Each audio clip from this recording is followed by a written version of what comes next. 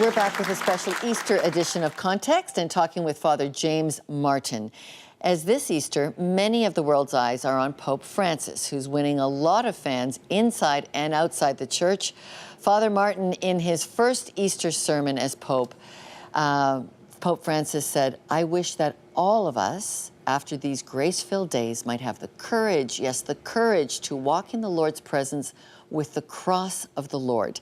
Let's unpack that. What does Pope Francis want us to understand about the cross? Well, the cross is part of the Christian life, he's telling us. We have to embrace it as we would, not that we would welcome suffering, but to understand that suffering is part of all of our lives. And so broadly speaking, he's talking to us about the reality of suffering in our lives, which comes to all of us. You actually take us right back to first century, where Jesus experienced these things in your wonderful new book, Jesus, A Pilgrimage. You really wanted us to know the physical walk of Jesus. Why? Well, I think many Christians tend to think of Jesus as just God, and they forget that he was fully human. And as a fully human person, he walked in a particular place and in a particular time. So the more we understand about the life and times of first century Palestine, what life was like growing up and working in Nazareth, those kinds of things, the more we'll understand what Jesus meant and what he did and what he said. And so the more we understand the historical Jesus, the better we understand the Christ of faith. Yeah, I've been to the Holy Land, and I thought, boy, next time I go, I really want to read this first because it really helps us understand just the physical challenge, the physical reality. But point out for us, what do you conclude then was the purpose of Jesus? Well, the purpose of Jesus is to proclaim the reign of God and to invite us into a deeper relationship with God. And so in a sense, Jesus himself is the purpose. He is, as theologians like to say, he's not only the revealer, the one that does the revealing, but he's the revealed. He is the revelation himself. So Jesus' purpose is himself, in a sense. All right. And help us understand how this reshapes the way we approach how our relationship with God will be. Well, I think for a lot of people who see God as far off, the person of Jesus reminds us that we have a God who went through exactly what we went through. Jesus was like us in all things except sin, of course. And he lived, he breathed, he died, he got sick, he struggled, he was frustrated at times, he was joyful. So it's a God that can connect with us and that we can connect to because we know that God understands us totally. Okay, one of the gripping chapters in your book is the power of the resurrection. Tell me about your encounter visiting what historians suspect is the site of that resurrection.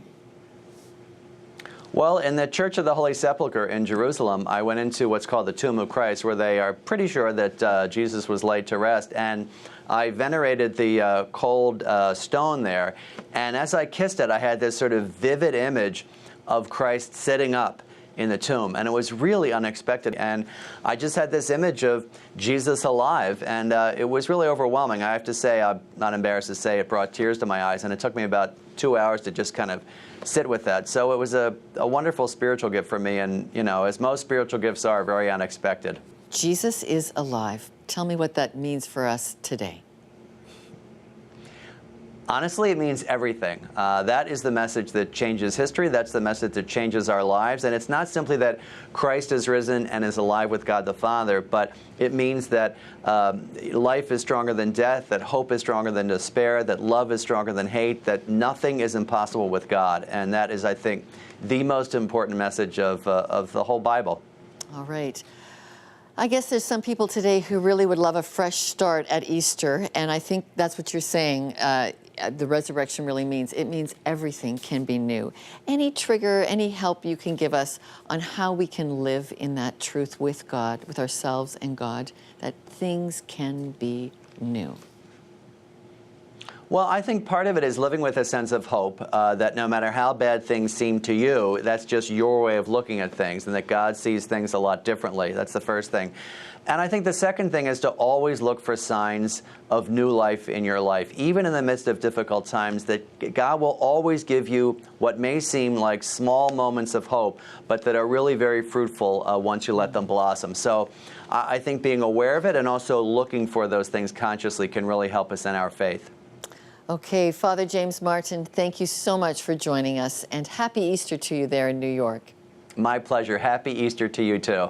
And now to engage you in this discussion, here's Sheldon Neal. Thank you so much, Lorna. And I have another question for those of you watching at home, especially those of you who identify yourselves as outside the church community. What does the story of Jesus mean to you? As always, please send your answers by phone, email, Facebook, or Twitter. And every answer has a chance to enter into Lorna's books, so you can enter to win one of our 5 copies of Jesus, A Pilgrimage. It's a great, great book.